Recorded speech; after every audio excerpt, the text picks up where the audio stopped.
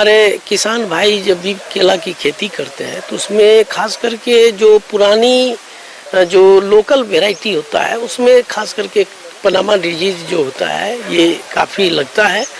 और ये कई वैरायटी है जो मालभोग है, कोठिया है, मुठिया है या सब्जी वाली बतीसा, कई वैरायटी है। उसमें इस तरह का अगर हमारे किसान भाई खेती बागवानी करते हैं केला का तो उसमें पनामा डिजीज का प्रकोप होता है। इस तरह से ये रोग पौधों में फैलता है।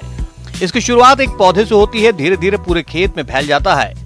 अगर रोग के लक्षणों की बात करें तो पौधे की वृद्धि कम हो जाना, पौधों का पीलापन इत्यादि लक्षण प्रदर्शित होते हैं। रोग के लक्षण प्रारंभ में फसल पर कुछ ही पौधों पर प्रकट होते हैं और धीरे धीरे बढ़कर भयंकर रूप धारण कर लेते हैं और रोग की उग्रता अधिक होने पर पूरा पौधा काला होकर सूख जाता है, जिससे उत्पादन में काफी गिरावट देखने में आती है। तो रोग जब भी किसान भाई हमारे इस तरह का दिखाई देता है जहाँ भी खेत में, तो वैसे खेत को आप 4-5 साल तक उस खेत में आप केला की खेती नहीं करें तो ज़्यादा बेहतर है। और खेत में रोगग्रस्त अगर पौधा है तो पूरा जड़ से निकाल देना चाहिए। 1 से 2 किलो चूना गड्ढे में सभी को डाल के जो रोगग्रस्त केला है उसमें डाल के उसको नष्ट कर देना चाहिए। तो इससे भी आपको पनामा का जो भी कवक है वो नष्ट हो जाता है। रोपने के पहले भी आप उपचार कर सकते हैं। 2 लीटर नेमागन प्रति हेक्टेयर के हिसाब से आप दवा का प्रयोग आप कर सकते हैं। और ये प्रयोग इसके बाद भी 6 से 12 महीने के अंतराल पर भी आप नेमागन दवा का प्रयोग खेत में कर सकते हैं। और ये पनामा रोग रोधी जो वैरायटी होता है उसका आप सिलेक्शन करके आप लगाएं। जैसे आप ड्वार्फ कैवेंडिश है या बरसराई है, रोबस्टा है, ये सब वैरायटी आप पूरे आप उस खेत में लगा सकते हैं तो आपको केला से लाभ मिल पाएगा। तो इस तरह इन सारी बातों को ध्यान में देके आप केला की खेती करें।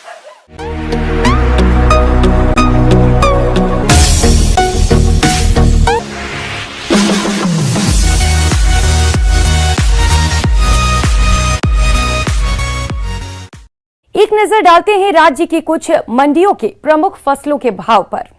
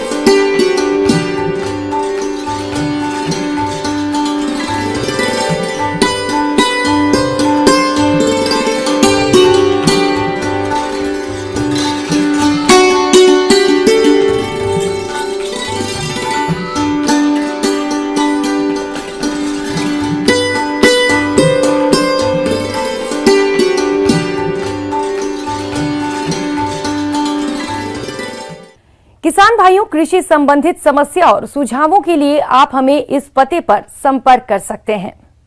प्रोड्यूसर अन्नदाता news 18 Rajasthan, Ramoji film city, Hyderabad 501512। साथ ही आप हमें ईमेल भी कर सकते हैं। हमारा ईमेल है p18annadatarajasthan@news18.com। इसके अतिरिक्त आप हमें निःशुल्क हेल्पलाइन नंबर 1800-8892-163 पर सोमवार से शनिवार सुबह 10 से शाम 4 बजे के बीच संपर्क कर सकते हैं। अब समय हो रहा है आपसे विदा लेने का। कल फिर मुलाकात होगी कृषि से जुड़ी महत्वपूर्ण जानकारियों के साथ। नमस्कार।